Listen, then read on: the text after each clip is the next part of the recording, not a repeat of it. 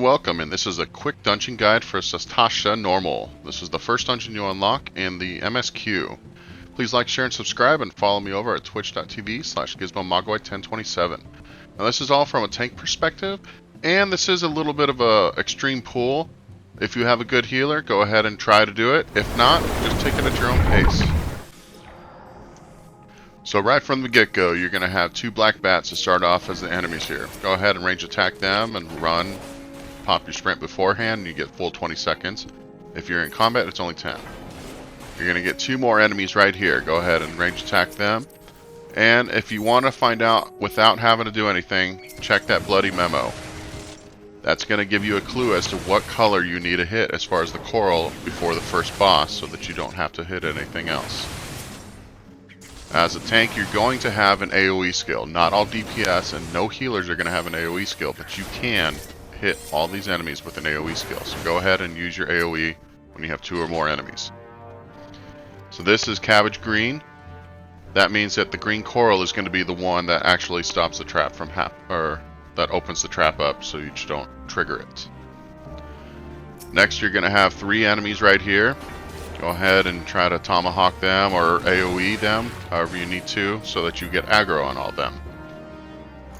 You're going to come up around this cave on this bend. You're going to have two more enemies right here.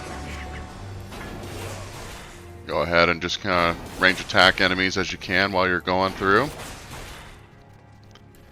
And then you're going to get up to this kind of opening right here. Go ahead and grab the first enemy right there if you can with provoke or range attack if you can. That'll get some of the regular enemies here. Go ahead and range AoE them, and then you got to kill these giant clams. There's a little mechanic behind these things. When they're closed, they're invulnerable. When they open, they spawn two more Shade Seekers. So you want to kill them fast so that you can get rid of the Shade Seekers.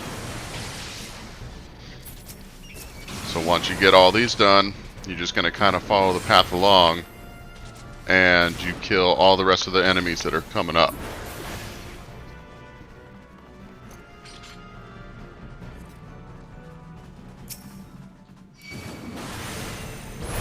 So really you just want to kind of gather all those Shade Seekers as you can. Kill the giant clams that are coming around when you come up to them. There is a section where you don't actually have to kill all of the giant clams, unless you want to get the treasure chest that's over there. Go ahead and get those two enemies right there, the normal enemies, and go ahead and get this set of clams here. And you can also pull this set of enemies here, which is another 3 enemies. Go ahead and take those down, whittle them away. And if you're feeling froggy, you can also kind of go up to the next set of clams if you need to. I chose in this group to make sure to kill these enemies first and foremost. Now as a tank, you're going to want to start popping your cooldowns appropriately, especially when you got these bigger enemies that actually take give full damage instead of these little Shade Seekers.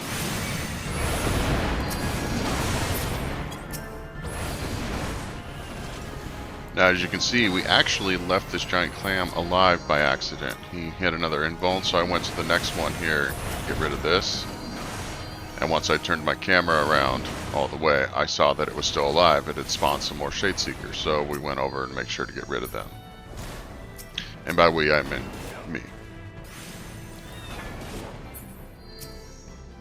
So we got these here. Get rid of these little guys. And on that note that we saw earlier said the green cabbage. Here's the green coral formation. Check this out. And then it says that there's something moving in the distance. That's an inconspicuous switch, and this spawns the first boss. This is Chopper, a basic coral enemy. Now you can use your tank kit that you got to stun it, especially when it's got its AoE that's going to come out right here. Charge Whisker. Stun it, don't have to move. Melees that are in your distance are going to really enjoy that. Unfortunately, as a warrior, you only have one stun, so you have to wait. But just keep whittling away at him, and there he goes. Go ahead and punch this switch here. Get your treasure if you need it.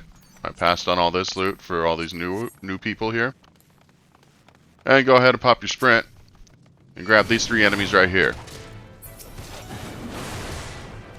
And just drag them all the way. You're going to come to the second boss. This is the captain, Captain Madison. He's got 2 other ads with him. Let's go ahead and gather them all together. Just start AoEing as a tank. Your party will help deal the damage to get rid of the ads.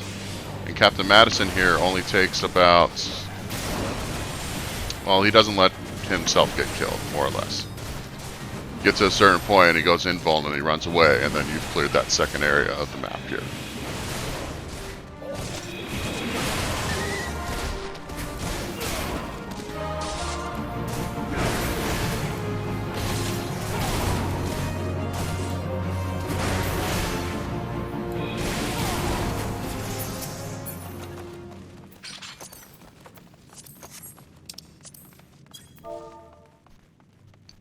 Alright, now that he's ran away, we're going to have to start going down this little tunnel. I took the time to say congratulations to a person that did level up in this. And if you decide to do that, go ahead and do that. And you're going to grab these first 3 enemies here. You got these 2 right here. And then you have to grab these 2. And my healer actually went and grabbed these last 2 that are over there. Now the 2 at that first door actually drop a key once you defeat them both. And you need to use that key to open that door that's over there. So go ahead and try to get them all together. The ranged ones with the bows are not going to actually move with the group, so move the group towards them if you can. And I see that we defeated both of those members that were up there and they dropped a key. So we'll get this whittled down. Grab the key. And we're going into the captain's quarters. Now this Shalatel Reaver has another key that it drops. Go ahead and drag him all the way over here. And the key that he drops actually opens this gate over here. Go ahead and wail on him a little bit. Throw a stun out there if you want. It's all the same, it all works really good. And he's one of the tougher enemies that's actually in the dungeon, but he still goes down pretty easy. Go ahead and use the key on this gate, and go ahead and follow the tunnel through. Now you're coming up on Captain Madison again. This is the second time you're going to be fighting him in this dungeon. And his health is going to go a little lower than before as well, but you still can't kill him. But there's a nice little addition to this fight. Once you get him to a certain point, he's going to open up a gate over there, and 4 enemy dogs are going to come out. And they're going to go target, whoever was healing or DPS or whoever's closest. So as a tank, you want to try to gather those up. They are pretty weak and they die pretty fast, but it's still good practice to gather up all the enemy mobs if you can, especially in this dungeon. You don't want them beating on somebody else and interrupting their cast if, like, say they're a mage of some sort. So go ahead and use your AoE as a tank. You'll hit everything and you'll do a lot more damage than single targeting everything. Plus you'll get the hit on everything. Once he gets to about 20%, he runs away again, goes invuln. So just kind of follow him through, and you're going to have one last area with a bunch of enemies.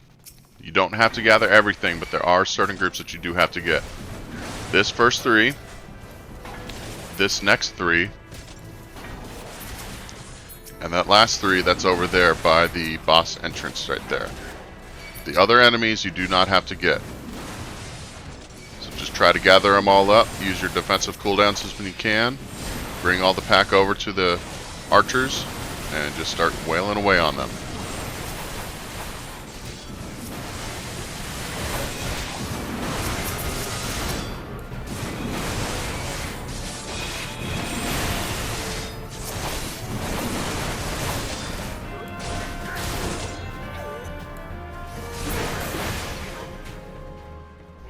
So now you're going to cross this here. There should be a cutscene, especially for the newer people, that it's going to play through to show the boss coming up.